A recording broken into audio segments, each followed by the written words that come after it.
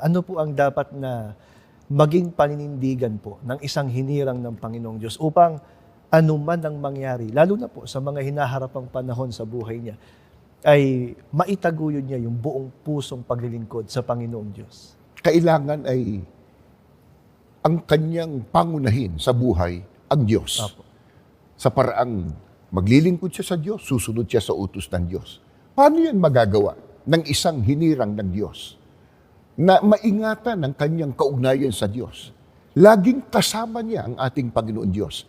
Ganito ang nakasulat sa Biblia, sa Job 22, mga talatang 25 hanggang 28. Ang ituring mong yaman ay ang makapangyarihan at itulad din sa pilak na mahalagang kayamanan. Kung ito'y magawa mo, malalapit ka sa Diyos, nakataas ang noo mo at may lakas ka ng loob.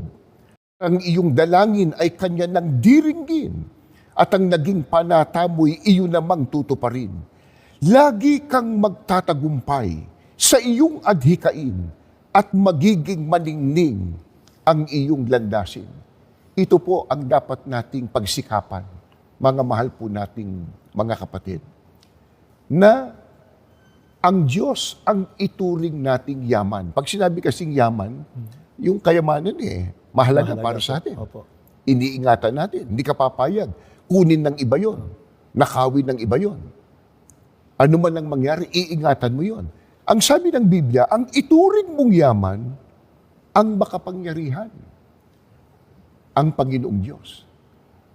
Yan po ba natutupad sa ating buhay? Sino po ba ang una sa buhay natin? Ang Diyos ba? Yung bang paglilingkod sa Kanya? Yung ating pagka-iglesia ni Kristo?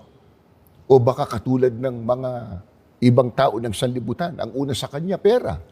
Ang una sa Kanya, salapi. Ang una sa Kanya ay mga bagay na material. Sa mga tunay na hinirang ng Diyos, ang pangunahin sa Kanya, ang Diyos.